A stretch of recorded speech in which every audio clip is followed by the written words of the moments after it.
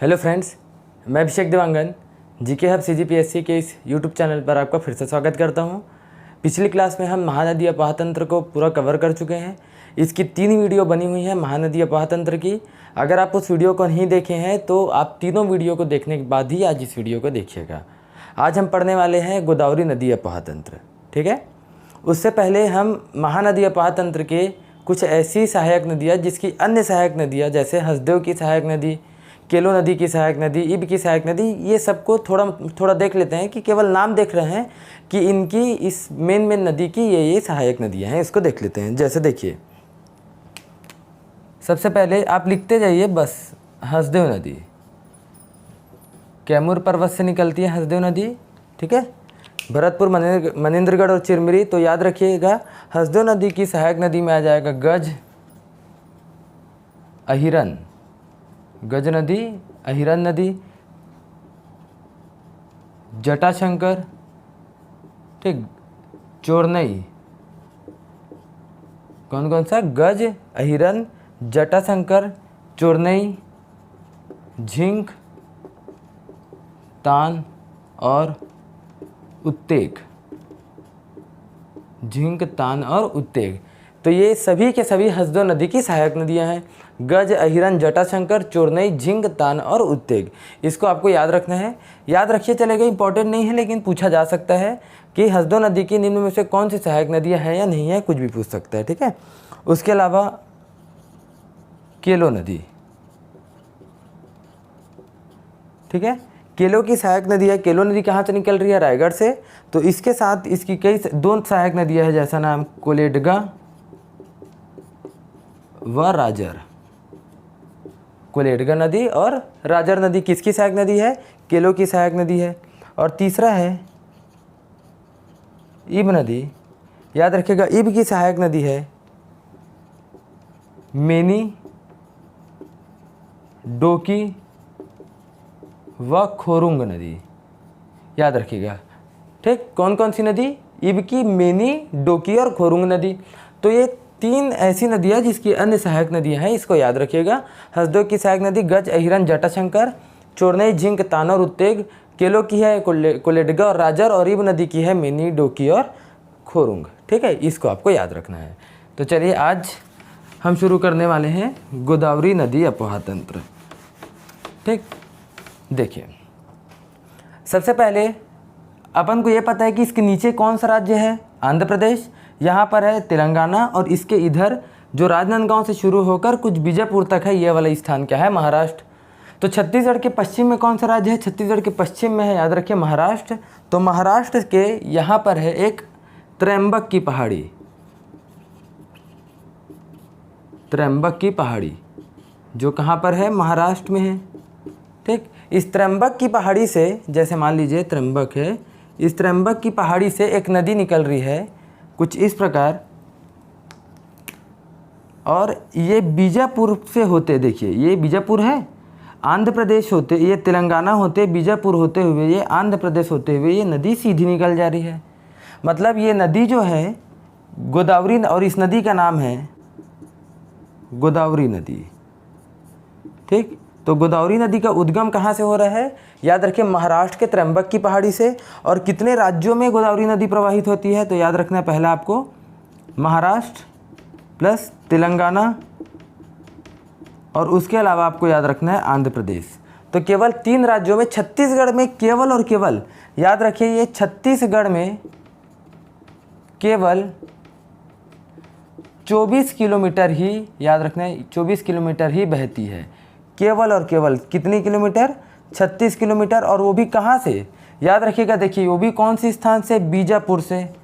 अर्थात बीजापुर को 24 किलोमीटर स्पर्श करते हुए ये आंध्र प्रदेश के लिए आगे निकल जाती है और बंगाल की खाड़ी में अपना जल गिरा देती है, ठीक है। तो 24 किलोमीटर है, एकदम कम है, इसीलिए आप भारत के परिप्रेक्ष्य में छत्तीसगढ़ में गोदावरी नदी के प्रवाह को नहीं पढ़ते, ठीक है। अर्थात भारत के परिप्रेक्ष्य में आपको केवल महाराष्ट्र, तेलंगाना और आंध्र प्रदेश, केवल 3 राज्यों को पढ़ना है। छत्तीसगढ़ जब आप पढ़ेंगे तो उसी में बस आपको पढ़ना रहेगा कि 24 किलोमीटर छत्तीसगढ़ के बीजापुर से होकर बहती है कौन सी नदी? गोदावरी नदी। अब आप आएंगे कुछ इस प्रकार, यहाँ से ये वाले स्थान से एक नदी निकल रही है, यहाँ पर ये उड़ीसा वाला क्षेत्र है, उड़ीसा की एक पहाड़ी है जिसका नाम है मुंगेर पर्वत। नाम क्या है? मुंगेर पर्वत। कहाँ पर है ये? कालाहांडी जिला, कालाहांडी जिला। और ये कहाँ पर है? उड़ीसा या ओडिशा। ठीक है, मुंगेर पर्वत कहाँ स्थित है? कालाहांडी उड़ीसा में। और यहाँ से एक नदी निकल रही है जो देखिए आप, यहाँ बस्तर होते हुए, देखिए पूरा बस्तर होते हुए दंतेवाड़ा, दंतेवाड़ा से होते हुए ये बीजापुर, और बीजापुर से होते हुए ये, याद रखिए, कुछ इस प्रकार आकर मिल जा रही है यहाँ। आ रहा समझ में? कहाँ पर आके मिल रही है? ये स्थान पर आकर मिल रही है। और जिस स्थान पर आकर मिली है उस स्थान का नाम है, याद रखिए, इस स्थान का नाम है भद्रकाली। स्थान का नाम क्या है? भद्रकाली, जहाँ पर आकर मिल रही है वो। और इस नदी का नाम है इंद्रावती नदी। नदी का नाम क्या है? इंद्रावती। ठीक, तो कुछ इस प्रकार से जैसे हम देखें कि इस प्रकार से यहाँ से देखिए, ये वाला स्थान जैसे यहाँ से बह रही है कौन सी नदी? ये है गोदावरी। नदी का नाम क्या है? गोदावरी नदी। गोदावरी नदी से होकर कुछ इस प्रकार इधर से होकर बह रही है ऐसे, और आकर कुछ इस प्रकार मिल जा रही है कहाँ पर? और इस नदी, ये स्थान का नाम है भद्रकाली। नाम क्या है? भद्रकाली। और इस नदी का नाम आपको मिलेगा, ये है इंद्रावती। तो इंद्रावती किसकी सहायक नदी है? इंद्रावती है गोदावरी की सहायक नदी। ठीक है, और इस इंद्रावती की लंबाई आपको मिलेगा छत्तीसगढ़, याद रखिए, इसकी कुल लंबाई है इंद्रावती की, कुल लंबाई 308 किलोमीटर। लेकिन छत्तीसगढ़ में इसकी लंबाई पूछा जाए तो ये है 264 किलोमीटर। ठीक है, याद रखना है, छत्तीसगढ़ में इसकी लंबाई कितनी हो जाएगी? 264 किलोमीटर। लेकिन चूंकि ये उड़ीसा से होते हुए आकर भद्रकाली तक मिल रहा है तो इसलिए इसकी लंबाई 308 है, और छत्तीसगढ़ के इधर से लेकर केवल इस स्थान तक आपको मिलेगा 264 किलोमीटर। तो दक्षिण छत्तीसगढ़ की, आप बोल सकते हैं, ये वाले स्थान में बस्तर की सबसे लंबी नदी में से एक है इंद्रावती। और इसी इंद्रावती को बस्तर की जीवन रेखा कहा जाता है। बस्तर की जीवन रेखा किसको बोलेंगे? इंद्रावती नदी। जैसे छत्तीसगढ़ की जीवन रेखा महानदी, वैसी बस्तर की जीवन रेखा किसको बोलेंगे? इंद्रावती नदी। सबसे मुख्य नदी है जिसकी लंबाई छत्तीसगढ़ में केवल 264 किलोमीटर है। ठीक, और इसके तट पर, या बोल सकते हैं इसके आसपास कौन सा शहर स्थित है? तो सबसे पहले आएंगे तो आपको यहाँ पर मिलेगा नगरनार। क्या है? नगरनार। आगे आएंगे तो यहाँ पर मिलेगा जगदलपुर। बस्तर का जिला मुख्यालय कहाँ पर मिलेगा? जगदलपुर। आगे आएंगे इस स्थान पर तब आपको मिलेगा बारसूर। ये क्या है? बारसूर। इधर आएंगे तो ये स्थान मिलेगा, देखिए बीजापुर पूरा है, लेकिन बीजापुर का जिला मुख्यालय आपको यहाँ पर, अर्थात बीजापुर इंद्रावती नदी के तट पर है। और यहाँ पर आएंगे तो ये मिलेगा भोपालपट्टनम। क्या है? भोपालपट्टनम। तो कौन कौन से यहाँ पर हो गए? देखिए, ये यहाँ तक का हिस्सा हम मान लेते हैं, एक सेकेंड, यहाँ तक का हिस्सा मान लेते हैं हम। कौन सा है ये हो जाएगा बस्तर। और यहाँ तक का मान लेते हैं, ये हो जाएगा आपका दंतेवाड़ा। ठीक, कौन कौन सा? ये हो सकता है बस्तर, और ये हो जाएगा दंतेवाड़ा, और ये वाला क्या है? ये है बीजापुर।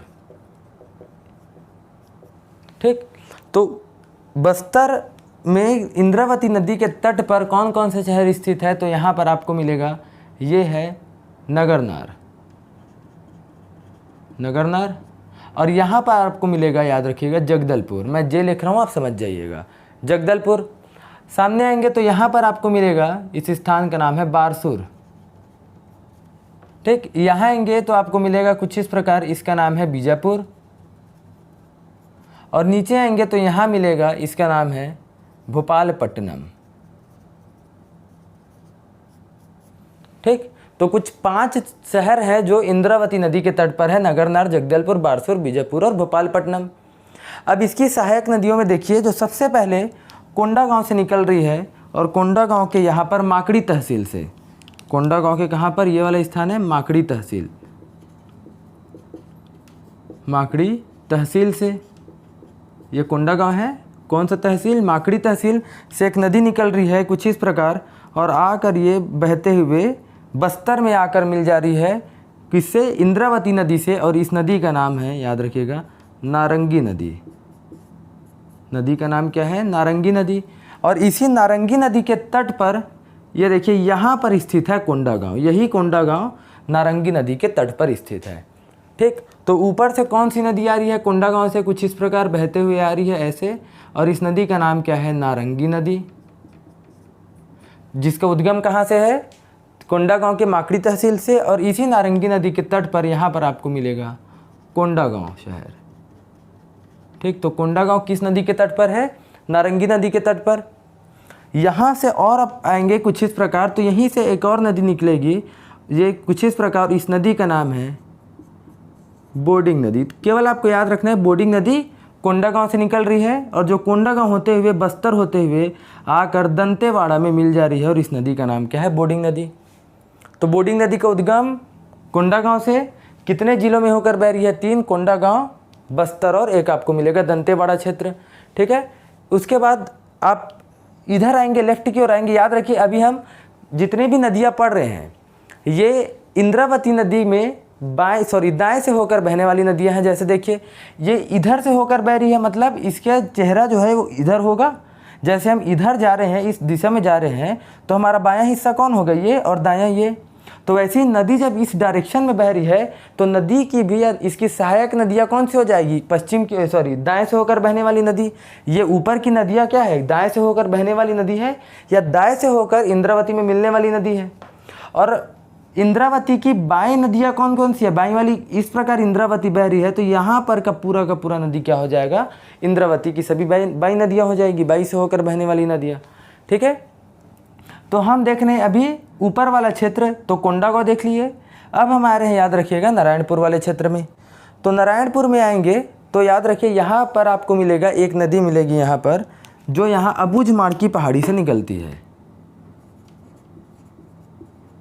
अबूझमाड़ पहाड़ी। ठीक, अबूझमाड़ की पहाड़ी से निकलती है कुछ इस प्रकार, और आकर देखिए ये नारायणपुर होते हुए, बीजापुर होते हुए आकर बस्तर के बारसूर नामक स्थान के आसपास, बारसूर के आसपास मिल जाती है। और इस नदी का नाम है गुडरा नदी। इस नदी का नाम क्या है? गुडरा नदी। और इसी गुडरा नदी के तट पर ही यहाँ पर शहर स्थित है नारायणपुर। ठीक है, तो ये कहाँ से निकल रही है? एक नदी याद रखिएगा आप, ऊपर से निकल रही है। ये नारंगी नदी कहाँ? ये फलीस नदी को बनाना भूल गया हूँ। ये वाली नदी है जिसका नाम है बोडिंग नदी। ठीक, इसका उद्गम बस याद रखिए कोंडागांव है। ऊपर आएंगे तो नारायणपुर से एक नदी निकल रही है, और आकर ये कहाँ पर मिल जा रही है? देखिए कुछ इस प्रकार दंतेवाड़ा में। और इस नदी का नाम है गुडरा नदी। ठीक, कहाँ से निकल रही है? देखते जाइएगा, नारायणपुर के अबूझमाड़ से। और इसी गुडरा नदी के तट पर आपको यहाँ पर मिलेगा नारायणपुर। ठीक, उसके बाद फिर से इधर आएंगे तो नारायणपुर से एक और नदी निकल रही है, ये कुछ इस प्रकार से। और ये नारायणपुर से निकलते हुए कुछ सीधा आएंगे इस प्रकार, तो बीजापुर में आकर ये नदी मिल जाएगी। और इस नदी का नाम है, याद रखें, निब्रा नदी। इस नदी का नाम क्या है? निब्रा नदी। ठीक है, गुडरा नदी और निब्रा नदी। तो एक नदी और नारायणपुर से निकल रही है, जो आकर यहाँ पर आकर मिल जा रही है कुछ इस प्रकार। और इस नदी का नाम क्या है? निब्रा नदी। और गुडरा और निब्रा ये दोनों के दोनों कहाँ से निकल रहे हैं? दोनों निकल रहे हैं नारायणपुर से। ये हो गया कोंडागांव से 2 नदियाँ, नारंगी और बोडिंग नदी। नारायणपुर से 2 नदियाँ, गुडरा और निब्रा। ऊपर आएंगे तो मोहला तहसील है, जो अभी नया जिला बना है, मोहला मानपुर वाला। यहाँ से एक नदी निकल रही है, जो कि देखिए ये कुछ इस प्रकार मोहला से निकलकर ये आती है, याद रखिएगा, नारायणपुर। नारायणपुर से ये प्रवेश करती है बीजापुर में, और बीजापुर से आकर यहाँ पर मिल जा रही है। कितने जिलों में बह रही है ये? केवल 3। मोहला मानपुर वाला क्षेत्र कांकेर से नहीं गुजरती, क्योंकि कांकेर कुछ इस प्रकार से ऐसे मुड़ा हुआ है। आप इसको ऐसे बना लीजिए, तब आपको और अच्छे से समझ आएगा। ये ऐसे। ठीक, उसके बाद नारायणपुर और बीजापुर, तो केवल और केवल कितने जिलों में बह रही है? 4। और इस नदी का नाम है कोटरी नदी, और इसी का पुराना नाम है परलकोट। तो कोटरी नदी के तट पर कौन सा शहर स्थित है? यहाँ पर है मोहला। ठीक है, मोहला है। तो देखिए ये वाली नदी एक और आ रही है ऊपर से, और इस नदी का नाम क्या है? कोटरी नदी।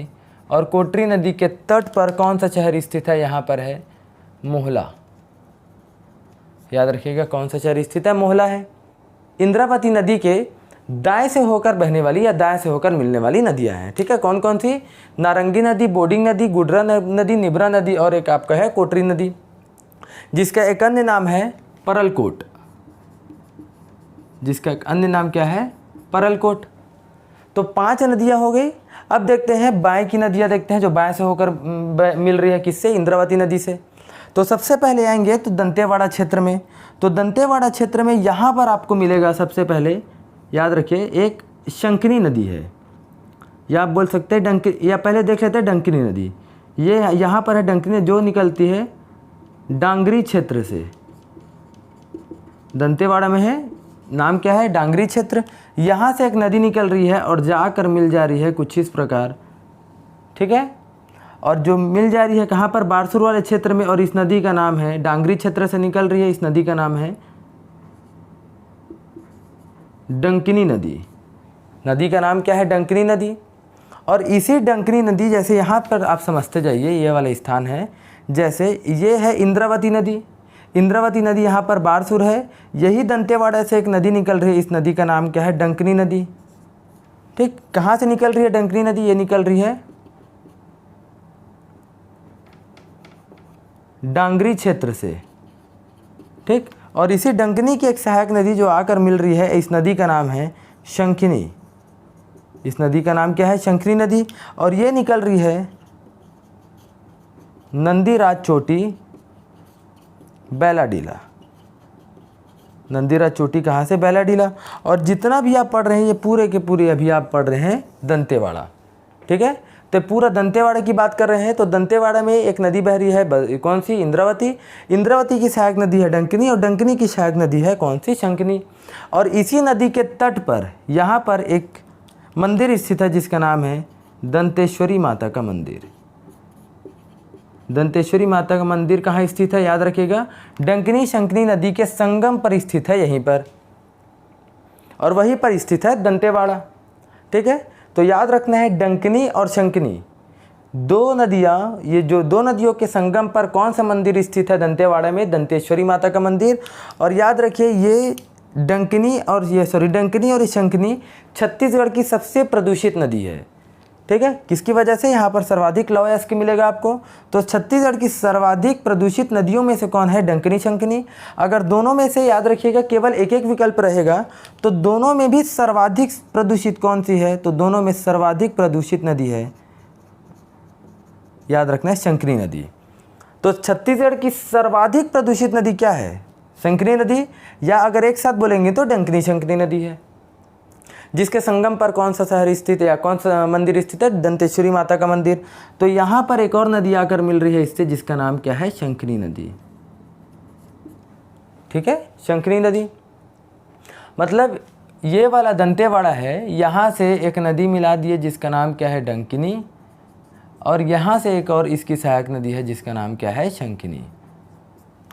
ठीक है, यही है पूरा। अब आएंगे आप फिर से बीजापुर आएंगे, तो बीजापुर में याद रखिए भोपालपट्टनम के पास इससे एक और नदी आकर मिल जा रही है। इसको मैं थोड़ा सा मिटा रहा हूँ, बीजापुर वाला ऐसे। यहाँ से एक और नदी आकर मिल जा रही है कुछ इस प्रकार, इसका नाम है तालपेरू। और तालपेरू की एक सहायक नदी है जिसका नाम है चिंतावागु। तालपेरू और चिंतावागु। ठीक है, और इसके एक अन्य यहाँ पर एक और नदी आकर मिलती है जिसका नाम है नंदीराज। नाम क्या है? नंदीराज। ठीक है, बस इंपॉर्टेंट नहीं है तालपेरू, चिंतावागु, नंदीराज, बस आपको याद रखना है। बीजापुर में ही यहाँ पर एक नदी आकर मिल रही है, इस नदी का नाम क्या है? तालपेरू।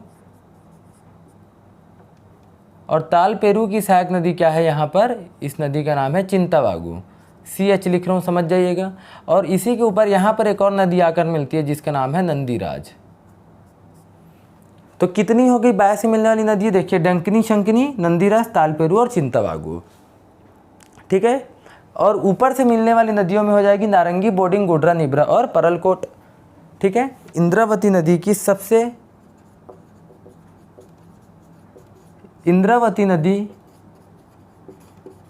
की सबसे बड़ी सहायक नदी, इंद्रावती नदी की सबसे बड़ी सहायक नदी कौन सी है? याद रखना है कोटरी नदी।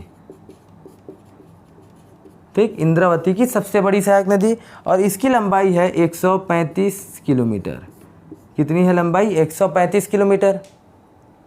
ठीक है, जो कितने जिलों में? 3, मोहला मानपुर, पहले राजनांदगांव में था, मोहला मानपुर हो गया, नारायणपुर और बीजापुर। ठीक, तो इसको आपको याद रखना है। ठीक है, याद रखते जाइए। इंद्रावती नदी के तट पर कौन कौन सा शहर स्थित है? जैसे नारंगी नदी के तट पर कोंडागांव है और गुडरा नदी के तट पर अबूझमाड़ है। ठीक है, ये सभी चीज़ आपको याद रखना है। कोटरिया परलकोट नदी के तट पर आपको मिलेगा मोहला जिला मिलेगा। ठीक है, मोहला शहर मिलेगा। चलिए, अब इसको मैं मिटा रहा हूँ, इसको भी मिटा रहा हूँ। ठीक, देखते जाइए। अब यहाँ पर मैं बना रहा हूँ एक अन्य नदियाँ। ठीक, देखिए एक और नदी है और उस नदी का नाम है शबरी नदी। अब बार बार सुनते होंगे, शबरी नदी में छत्तीसगढ़ का एकमात्र जल परिवहन की सुविधा दी गई है और उस शबरी नदी का उद्गम होगा नंदपुर पर्वत, कोरापुट क्षेत्र, उड़ीसा। कहाँ से? नंदपुर पर्वत, कोरापुट क्षेत्र, उड़ीसा। अच्छे से समझिएगा। और यहाँ से एक नदी निकल रही है, जो देखिए, इसको डांगरी वाले को मिटा रहा हूँ, जो कि बस्तर से, देखिए बस्तर होते हुए ये सुकमा से होते हुए कोंटा होते हुए आके यहाँ पर मिल जा रही है। कौन सी नदी पर? गोदावरी नदी पर। और जहाँ पर आकर मिल रही है उस स्थान का नाम है कूनावरम। नाम क्या है? कूनावरम, जो कि कहाँ पर स्थित है? आंध्र प्रदेश में स्थित है। ठीक है, मतलब यहाँ से उड़ीसा से एक नदी निकल रही है कुछ इस प्रकार ऐसे, और यहाँ से कौन सी नदी आ रही है? इस नदी का नाम है गोदावरी नदी। इस नदी का नाम क्या है? गोदावरी। और यहाँ से कौन सी नदी आई? इस नदी का नाम है शबरी नदी। तो ये कितने जिलों में बह रही है? पहला है तो है, याद रखिए, ये है ये बस्तर है और ये वाला आपको मिलेगा सुकमा। तो 2 जिलों में बह रही है कौन सी नदी? शबरी नदी। और इसका उद्गम कहाँ से हो रहा है शबरी नदी का? नंदपुर पर्वत, कोरापुट क्षेत्र से। और इसी शबरी नदी की सहायक नदी बस्तर से एक नदी निकलती है यहाँ से, और इस नदी का नाम है कांगेर नदी। इस नदी का नाम क्या है? जो बस्तर से ही निकल रही है, इस नदी का नाम है कांगेर। ठीक, नदी का नाम है कांगेर नदी। और इसी कांगेर नदी, ये याद रखिए, ये भी कहाँ से निकल रही है? ये भी निकल रही है बस्तर से ही। ठीक, और इसी की एक सहायक नदी है जिसका नाम है यहाँ पर मुनगा बहार। नदी का नाम क्या है? मुनगा बहार। और ये भी निकल रही है बस्तर से। ये भी कहाँ से निकल रही है? बस्तर से। तो देखिए, एक तो यहाँ पर निकल रही है इंद्रावती नदी, ये वाले स्थान, और एक तो निकल रही है यहीं पर से इसकी एक सहायक नदी है जिसका नाम है मुनगा बहार। तो इसी इंद्रावती नदी पर भारत का सबसे ऊंचा जलप्रपात स्थित है जिसका नाम है चित्रकूट जलप्रपात। उसकी लंबाई है 300 फीट। भारत का सबसे ऊंचा जलप्रपात कहाँ स्थित है? याद रखिए, इंद्रावती नदी पर। और और छत्तीसगढ़ का, वो है भारत का सबसे ऊंचा, और छत्तीसगढ़ का सबसे चौड़ा जलप्रपात ये मुनगा बहार नदी पर स्थित है, तीरथगढ़ जलप्रपात, जिसकी चौड़ाई है 300 फीट। याद रखिए, लंबाई भी चित्रकूट जलप्रपात की 300 फीट है, और मुनगा बहार में बने जलप्रपात जिसका नाम है तीरथगढ़ जलप्रपात, उसकी चौड़ाई भी 300 फीट है। तो खासियत क्या याद रखना है? इंद्रावती नदी पर बना है, ये दोनों बस्तर में है। इंद्रावती नदी पर बना है चित्रकूट जलप्रपात जिसकी ऊंचाई 300 फीट है, जो भारत का सबसे ऊंचा जलप्रपात है। और ये शबरी नदी की सहायक नदी कांगेर, और कांगेर की सहायक नदी मुनगा बहार। तो मुनगा बहार पर छत्तीसगढ़ का सबसे चौड़ा जलप्रपात बना है जिसका नाम है तीरथगढ़ जलप्रपात, और जिसकी चौड़ाई है 300 फीट। ठीक है, ये यहीं पर बना है मुनगा बहार में। ये हुआ। अब आप आगे आएंगे तो सुकमा से एक और नदी आकर इसमें मिलेगी, उस नदी का नाम है मलगेर नदी, और यहीं पर मलगेर जलप्रपात है। ठीक है, मलगेर नदी। अब देखिए, ये वाला स्थान हो गया यहाँ तक का सुकमा, यहाँ तक का मान सकते हैं सुकमा। उसके बाद जो ये वाला क्षेत्र है यहाँ तक, ये देखिए यहाँ तक का, ये आपको कौन सा मिलेगा? ये मिलेगा आंध्र प्रदेश। आंध्र प्रदेश वाला क्षेत्र है। और यहाँ से लेकर यहाँ तक की कुल लंबाई जो है, यहाँ से यहाँ तक की, इसकी लंबाई मिलेगी आपको 36 किलोमीटर। कितनी है? 36 किलोमीटर। और इसी 36 किलोमीटर में देखिए सुकमा के यहाँ से लेकर ये वाला स्थान है यहाँ, और इस स्थान का नाम है, याद रखिएगा, कोंटा। तो ये भी याद रखिए कि शबरी नदी के तट पर एक शहर और मिलेगा आपको, कौन सा? कोंटा। और कोंटा से लेकर यहाँ पर है कूनावरम, जो कि मिलेगा आंध्र प्रदेश में। ठीक है, तो कोंटा से लेकर कूनावरम तक के बीच की दूरी कितनी है? 36 किलोमीटर। तो अगर आपको यहाँ से यहाँ आना है तो आप इसी नदी के जरिए ही, याद रखिए, जल मार्ग के द्वारा ही आ सकते हैं। तो एक जल परिवहन हुआ। तो छत्तीसगढ़ का केवल एकमात्र जल परिवहन कौन सी नदी पर स्थित है? शबरी नदी पर स्थित है, याद रखिए, जो कि सुकमा के कोंटा से लेकर आंध्र प्रदेश के कूनावरम को जोड़ती है, जिसकी लंबाई है 36 किलोमीटर। राज्य का एकमात्र जल परिवहन किस नदी पर स्थित है? राज्य का एकमात्र जल परिवहन, उसके अलावा छत्तीसगढ़ में कहीं भी जल परिवहन नहीं है। कहाँ पर है एकमात्र जल परिवहन? जो कि शबरी नदी पर है। किसको किसको जोड़ रही है? सुकमा के कोंटा, यहाँ पर का नाम है कोंटा। कोंटा से लेकर, याद रखिए, कोटा नहीं है, कोंटा है। कोंटा से लेकर आंध्र प्रदेश के कूनावरम तक है। ठीक है, ये है इंद्रावती और उसकी सहायक नदियाँ। तो सबको याद रखना है कौन कौन सी नदी के तट पर कौन कौन सा शहर स्थित है, इसको भी आपको याद रखना है। बार बार आप सुनते होंगे कि एक छत्तीसगढ़, आंध्र प्रदेश और तेलंगाना, इसके बीच एक बांध जो है वो जल विवाद का विषय है, और उस बांध का नाम है पोलावरम बांध। ठीक, नाम क्या है? पोलावरम बांध। जो किसके किसके बीच विवाद का विषय है? ये याद रखिए, ये है छत्तीसगढ़, आंध्र प्रदेश प्लस तेलंगाना, 3 राज्यों के बीच ये जल विवाद का विषय है। ठीक है, ऐसा कहा जाता है कि छत्तीसगढ़ में, अगर ये आंध्र प्रदेश में ये पोलावरम बांध अगर बन गया है, कहाँ ऐसे? याद रखिएगा, ये है आंध्र प्रदेश में। अगर ये आंध्र प्रदेश में पोलावरम बांध बन गया, जो कि लगभग आज़ादी के समय से इसके बनवाने की मांग चल रही है, तो अगर ये बांध बन गया तो छत्तीसगढ़ के सुकमा जिले के 9 गांव इसमें पूरी तरीके से गायब हो जाएंगे, मतलब इसमें डूब जाएंगे। और जो डोरला जनजाति है वो छत्तीसगढ़ से पूरी तरीके से समाप्त हो जाएगी, ऐसा कहा जाता है अगर पोलावरम बांध बनाया गया तो पोलावरम बांध की कहानी, उसके इतिहास, ये सब के लिए एक अलग वीडियो बनाएंगे। उसमें आपको समझ आ जाएगा कि कैसे, याद रखिए, केवल एक बांध नहीं, छत्तीसगढ़ से संबंधित जो अन्य राज्यों से विवाद का विषय है उस सब बांध के लिए एक अलग से वीडियो बनेगा। ठीक, उसमें आपको पूरे बांध से संबंधित सब डिटेल दी जाएगी। ठीक है, एक और चीज़ आपको याद रखना है, ये तो हो गया बांध। यहाँ से कौन सी नदी निकल रही है? ये वाली नदी का नाम है गोदावरी नदी। ये है गोदावरी। याद रखिएगा, अगर आप भारत के परिप्रेक्ष्य में पढ़ेंगे तो गोदावरी की एक सहायक नदी है जो आकर मिलती है, और इस नदी का नाम है वर्धा नदी। इस नदी का नाम क्या है? वर्धा। और वर्धा की एक सहायक नदी है जो एमपी तरफ से आकर ऊपर से मिल रही है, और इस नदी का नाम है वेनगंगा।